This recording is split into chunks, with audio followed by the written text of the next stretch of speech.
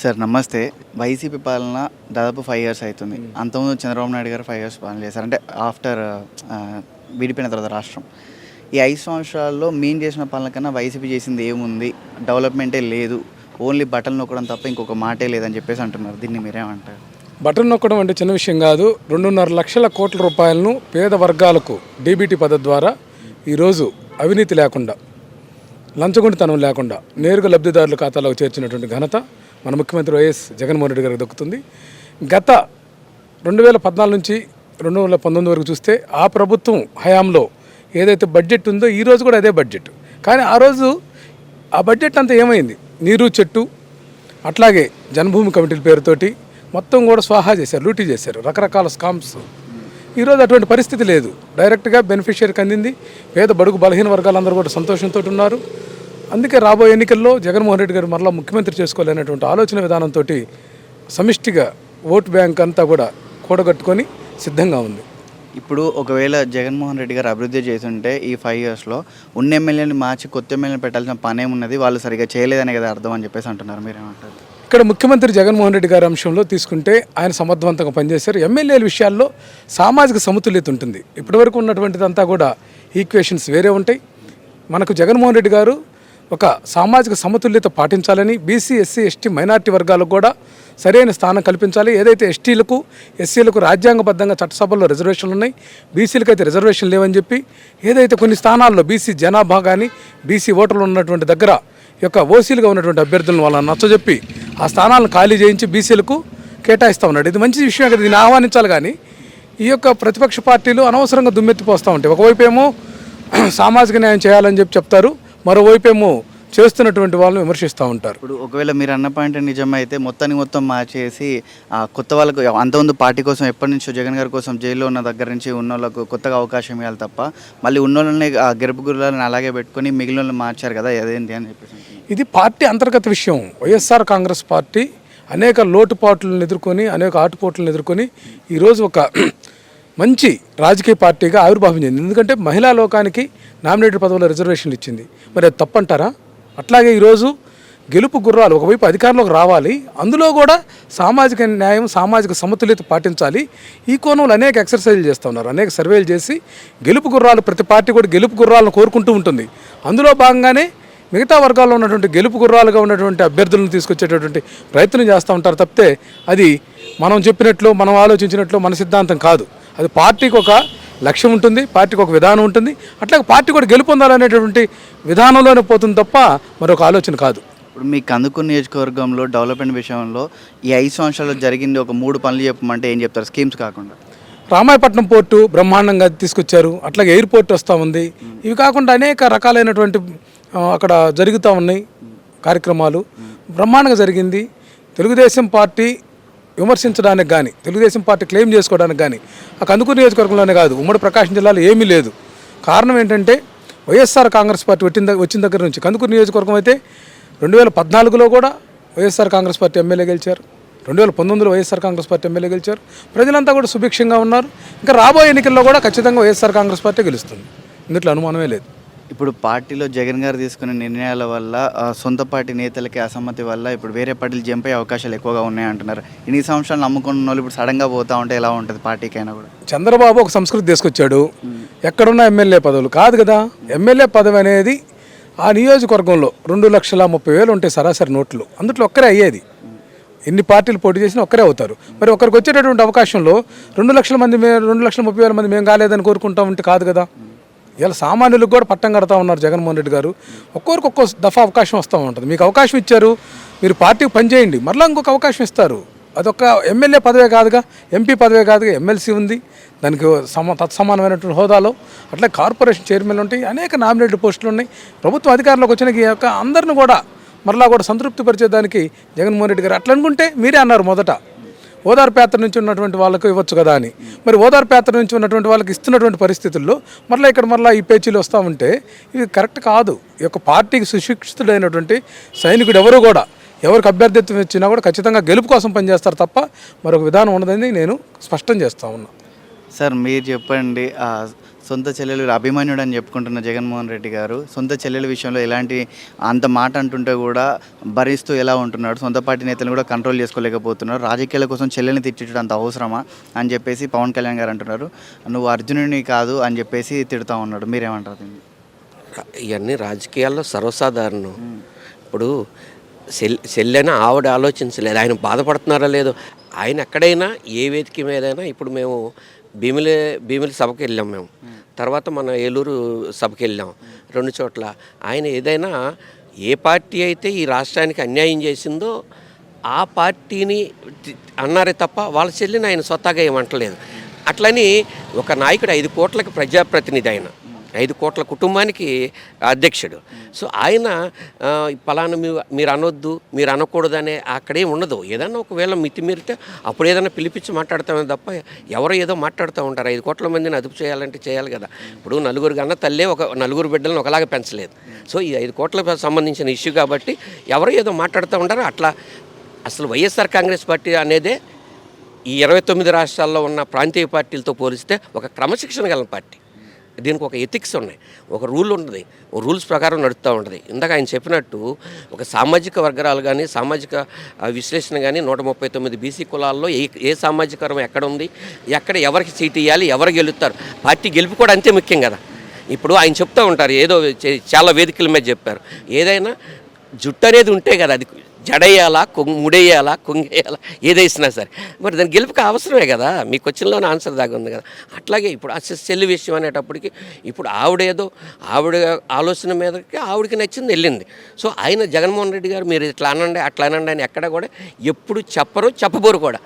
ఇది కులగణన ఇప్పుడు చేయాల్సిన పరిస్థితి ఎందుకు ఇంత ఎన్నికల ముందు అని చెప్పేసి అంటున్నారు. మీరు ఏమంటారు? ఇది ఓటు బ్యాంకింగ్ కోసం చూసుకుంటున్నారా ప్రజల్ని అని చెప్పేసి? నేను ఒక బీసీగా కులగణనని చాలా హర్షిస్తున్నా.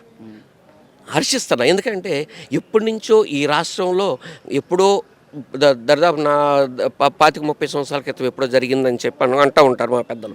సో ఇప్పుడు ఏమంటున్నారు, ఎవరి కాళ్ళు వచ్చి మా సామాజిక వర్గం ఎంత ఉంది, మా సామాజిక వర్గం ఎంత ఉంది, అసలు ఎంత ఉంది అనేది ఒక క్లారిటీ లేదు.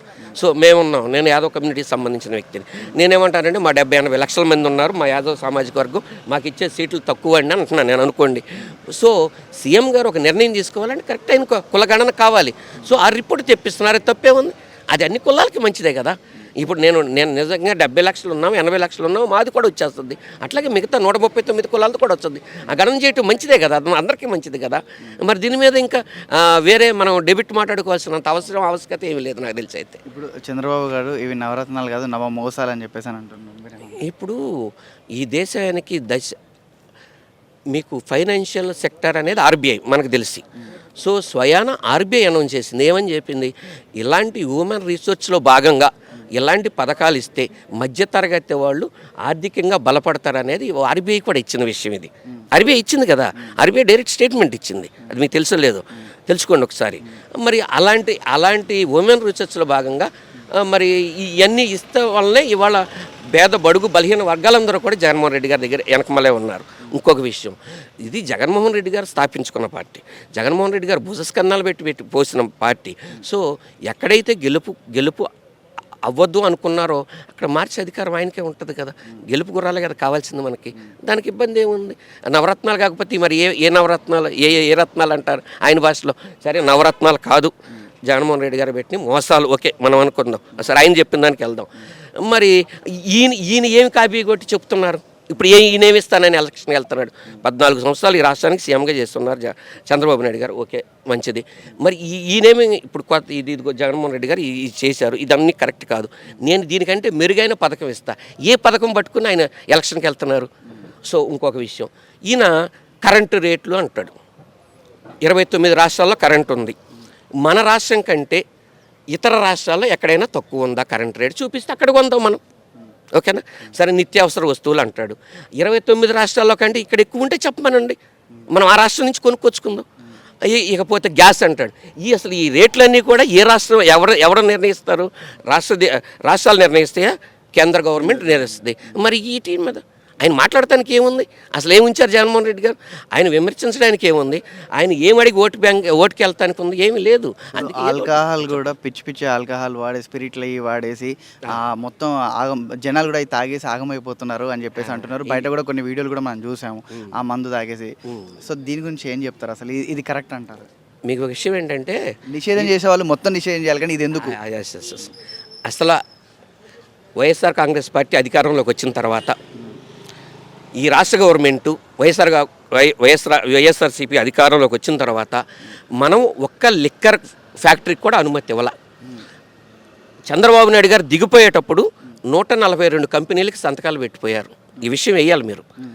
142 కంపెనీలకి కొత్తగా అనుమతులు ఇచ్చిపోయారు. ఆ కంపెనీలు వాళ్ళు డెవలప్ చేసుకుంటున్నారు. ఒక సీఎంగా ఉన్న ఆయన సంతకం పెట్టిపోయిన తర్వాత దాన్ని మార్చే రూల్ ఎక్కడ ఏ రాజ్యాంగంలో కూడా లేదు కదా, అది మీకు తెలుసా? అందుకని ఆ కంపెనీలు తప్పితే మన గవర్నమెంట్ వచ్చిన తర్వాత మనం ఒక లిక్కర్ కంపెనీ పెట్టి చూస్తే ఎవరైనా సరే నేను ఒక 10 లక్షల రూపాయలు వాళ్ళకి గిఫ్ట్ ఇస్తాను. అంటే ఇప్పుడు మరి ఆ లెక్క ప్రకారం బయట రాష్ట్రాల దొరికే ఆల్కహాల్ కూడా ఇక్కడికి రాకుండా ఎందుకు అడ్డుకున్నట్టు? ఇది ఏది వేరే మన సంపద ఇంకో చోటకు పోతుంటే మన రాష్ట్రంలో ఇప్పుడు మనం కొన్ని పరిధులే ఉంటాయి. ఏ కంపెనీ మీద అయినా నిషేధం కానీ లేకపోతే మన ప్రయారిటీ కానీ కొంత ఉంటుంది. అట్టని ఒక 1000 కోట్లు పెట్టిన కంపెనీ మీద మనం ఆధిపత్యం చేస్తాం, మీ కంపెనీ మూసేయాలి, మీరు సప్లై చేసే ముందు కాదంటానికి మనకు కొన్ని పరిధులు ఉంటాయి. ఆ పరిధులకు లోబడి రాష్ట్ర గవర్నమెంట్ పనిచేస్తూ ఉంటుంది.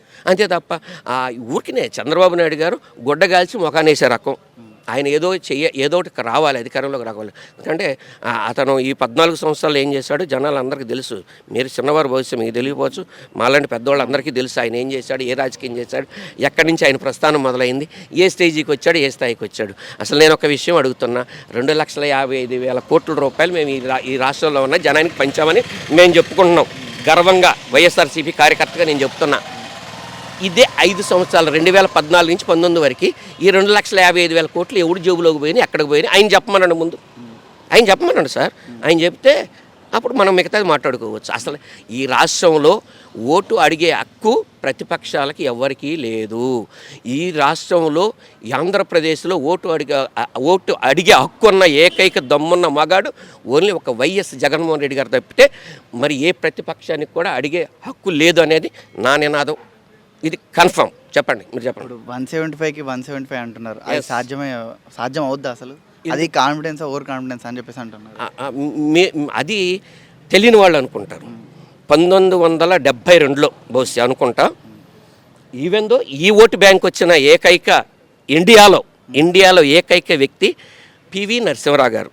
ఆ తర్వాత అంత ఓటు బ్యాంకు సంపాదించుకున్న ఏకైక మనగాడు వైఎస్ జగన్మోహన్ రెడ్డి గారి రాష్ట్ర ముఖ్యమంత్రి వర్యులు. ఆయన అనుకోవటంలో తప్పే ఉంది, మేము అనుకోవటంలో తప్పే ఉంది, మేము ఆశించడంలో తప్పే ఉంది. అసలు చెప్పండి, ఏమైనా తప్పుందా? 1972లో పివి నరసింహరావు గారు ఈ దేశ ప్రధానిగా ఉన్న ఆయనకు వచ్చిన ఓటు బ్యాంక్ తర్వాత నెక్స్ట్ వచ్చిన ఏకైక వ్యక్తి, ఏకైక మగాడు వైఎస్ జగన్మోహన్ రెడ్డి గారు. ఆయన ఆశించడం 175 ఆశించడం పెద్ద ఆశ్చర్యం కూడా అసలు ఏమీ లేదు. వాళ్ళకి తెలియదు అంతే. ఎందుకంటే దిగజారుడు రాజకీయాలు చేసేవాళ్ళకి ఎప్పుడు అది దిగజారుతనంగానే కనపడుతూ ఉంటుంది. సార్ ఇప్పుడు మీ నియోజకవర్గం ఏంటి సార్? ఇక్కడ మాది గన్నవరం నియోజకవర్గం. ఇప్పుడు గన్నవరం నియోజకవర్గంలో జరిగిన పనులు ఏంటంటే మీరు ఏం చెప్తారు, స్కీమ్స్ కాకుండా? అసలు మా గన్నవరం నియోజకవర్గం నాయకుడే ఆయన డిఫరెంట్ నాయకుడు, ప్రజానాయకుడు ఆయన. వల్లభనేని వంశీ గారు ఇప్పుడు టీడీపీ నుంచి గెలిచి ఇళ్ళకి వచ్చారు. సో ఇప్పుడు ఆయన పరిస్థితి అక్కడ అగమ్య గోచరంగా ఉందని చెప్పేసి అంటున్నారు అని మీరు అనుకుంటున్నారు. కాదు అంటున్నా నేను, ఆయన రాజకీయ నాయకుడు అంటా. నేను వల్లభనేని వంశీ గారు అని ఆయన రాజకీయ నాయకుడు. అక్కడ ఉన్న ప్రజలు కూడా ఆయన టీడీపీ 2 సార్లు అంటే నిలబడ్డా కూడా ఆయన గెలిపించుకున్న ప్రజలందరూ కూడా ఆయన టీడీపీలో ఉన్నప్పుడే ఓటేశారు తప్ప అంటే ఆయన గెలిచిన తర్వాత ఇటు వచ్చాడు తప్ప వైసీపీ నుంచి పోటీ చేసిన క్యాండిడేట్ కాదు. వైసీపీ నుంచి ఎవరైతే పోటీ చేస్తారో ఇప్పుడు టీడీపీ నుంచి పోటీ చేస్తున్నారు అక్కడ.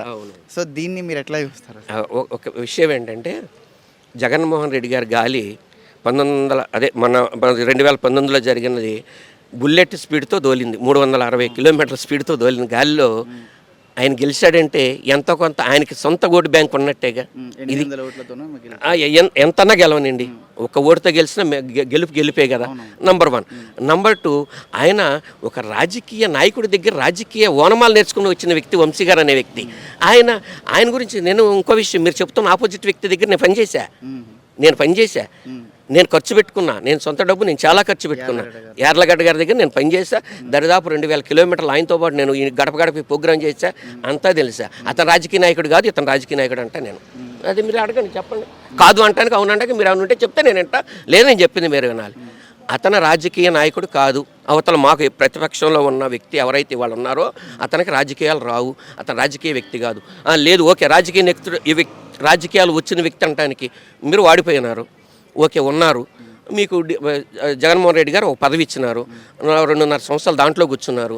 మరి మీకు పార్టీ ఏం ఎక్కువ చేసిందని అంటే అతను వ్యాపారస్తుడు, అతనికి వ్యాపారం కావాలి. 5 సంవత్సరాల్లో నువ్వు ఆ నియోజకవర్గంలో మీరు అసలు మమ్మల్ని ఏం చేసావు కంటే ఆయన ఏం చేశాడు? ఏమి ₹1 బిళ్ళ డెవలప్మెంట్ లేదు.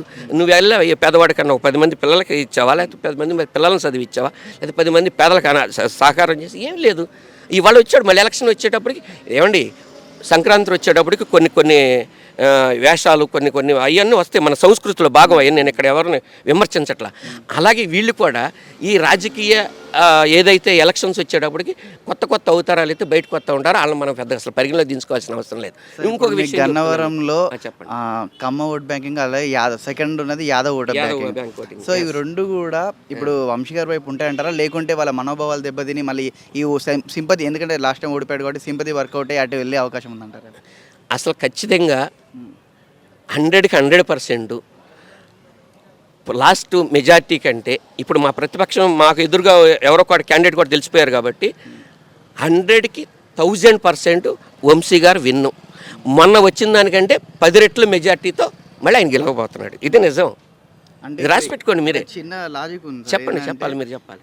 ఇప్పుడు ఇక్కడ క్యాపిటల్ సిటీ అనే అంశం మీద జగన్మోహన్ రెడ్డి గారికి ఒక వ్యతిరేకత ఉంది. ఏది కృష్ణా జిల్లాల ప్రాంతంలో కొంతవరకు వ్యతిరేకత ఉంది ప్రజల్లో. ఏది ఈయన వచ్చిన కంచె ల్యాండ్ రేట్లు తగ్గిపోయినాయి, ఒకప్పుడున్న భూమి రేట్లు ఇప్పుడు తగ్గిపోయినాయి అని చెప్పేసి ఒక చిన్న ప్రతిపక్షాలు కానీ ఎవరైనా కూడా ఇవే చెప్పుకుంటూ వచ్చారు. సో ఇక్కడ మీ దగ్గర కూడా ఇప్పుడు నియరెస్ట్ క్యాపిటల్ దగ్గర నియరెస్ట్ గన్నవరం అనేది. సో దీనివల్ల వంశీ రోడ్ బ్యాంకింగ్ దెబ్బతినే అవకాశం లేదంటారు?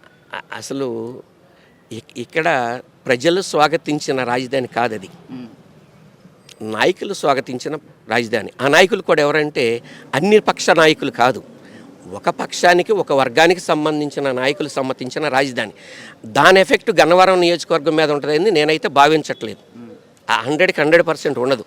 ఇంకొక విషయం, మీరు సామాజిక వర్గాలు కాదు, ఇక్కడ నేనేమడుగుతున్నానంటే జగన్మోహన్ రెడ్డి గారు ఎప్పుడైనా ఒక సామాజిక వర్గం అన్నారు, మీరు ఇందాక పేరు ఎత్తారు కాబట్టి చెప్తున్నాను. ఇప్పుడు ఈ కమ్మ సామాజిక వర్గం అని, రెడ్డి సామాజిక వర్గం, కాపు సామాజిక వర్గం, ఓసీ సామాజిక అనలేదే. ఆయన ఇప్పుడు ఏం చెప్తున్నారు, నేను బడుగు కమ్మ వారిలో పేదవారు లేరా, ఇవాళ మన జగన్మోహన్ రెడ్డి గారు ఇచ్చే పథకాలు అందుకుంటున్న వారు లేరా, ఎందుకు లేరు? ఆయన నేను పేదల పక్షపాతిని అన్నా తప్పితే నేను ఒక కమ్మవారనో లేకపోతే ఒక రెడ్డి వారనో ఒక కాపు వారనో ఒక యాదవ్ వారనో ఇట్లా ఆయన ఎక్కడ ఏ రోజు విమర్శ చేయలే. 105 సంవత్సరాల పరిపాలనలో ఎవరైతే పేదవాడు అర్హత ఉంటే వాడు ఏ కులమైనా ఏ మతమైనా ఏ ప్రాంతమైనా సరే నా పథకాల అర్హత ఉంటే ఆ పథకం అతని ఇంటికి వెళ్ళాల్సిందే అనేది మా సీఎం గారు చెప్తున్నటువంటి గొప్ప సూత్రం. అది ఆయన చెప్పారు, పాటించారు 5 సంవత్సరాలు. గన్నవరంలో వంశీ గారు ఖచ్చితంగా అంటే ఇప్పుడు ఆయన టికెట్ కన్ఫర్మ్ అయ్యి గెలిచే అవకాశం ఉందా ఇప్పుడున్న సిచ్యువేషన్? ఎందుకంటే ఇంకొక యాదవ సంఘం నుంచి ఒకరు నిలబడే అవకాశం ఉంది అని పేరు వినబడుతుంది వైఎస్ఆర్సీపీ నుంచి. ఓకే, మీకు ఇంకో అదే చెప్తున్నా. ఖచ్చితంగా ఆ నియోజకవర్గంలో నేను ఇంచుమించు 175 నియోజకవర్గాలు, నేను మొన్నటిదో కూడా ఉత్తరాంధ్ర జిల్లాలకి ఈ సామాజిక సాధికార బస్సు యాత్రకు ఇన్ఛార్జ్ చేసి వచ్చాను. అంటే 34లో మేము 28 చేసాము. తర్వాత నాకు సూత్రప్రాయంగా కూడా పార్టీలో కానీ ఇంకోటి కానీ పదవులు రీత్యా కానీ నేను ఒక 100 నియోజకవర్గాలు చూశాను. గన్నవరం నియోజకవర్గ నాయకుడు చేసినంత సేవ నేను ఏ నియోజకవర్గంలో చూడాలి. ఇక్కడ ఎవరిని తగ్గించడానికి ఎవరిని పెంచడానికి కాదు. కూడా విన్నాను, మోటార్లు ఇవ్వడం కానీ, రైతులకు మోటార్లు ఇవ్వడం, వాటర్ ప్లాంట్ ట్రస్ట్ ద్వారా పెట్టేయడం. హనుమాన్ జంక్షన్ నుంచి ఈవెన్ దో విజయవాడ నెల్లూరు వరకు ప్రతి చోట కూడా ఎక్కడైనా సరే ఈ రైతు బాధ వచ్చిందంటే ఒక ఎకరం ఉన్నవాడి దగ్గర నుంచి 10 ఎకరాలు ఉన్నవాడి వరకు 20 ఎకరాలు ఉన్నవాడికి ఎన్ని మోటార్లు కావాలంటే అన్ని మోటార్లు తన సొంత డబ్బులు తీసి వెచ్చించి పెట్టినటువంటి మరి పోలవరం దరిదాపు ఇక్కడ నుంచి 250 కిలోమీటర్ల పొడవు ఉంది. ఏ నాయకుడు చేయలే, ఆయన ఒక్కడు చేశాడు, చూపిస్తున్నాడు. కొన్ని సంవత్సరాల పాటు ఆయనే బిల్లు కూడా కట్టారు, కరెంటు బిల్లు. ఇది ఎవరికి తెలియని విషయం. ఎందుకు గెలవడు, ఎందుకు గెలిపించుకోరు అలాంటి నాయకుడిని? అసలు అలాంటి నాయకుడే గెలవకపోతే ఇంకా రాజకీయాలకు విలువే ఉండదు అనేది నా అభిప్రాయం మిత్రం.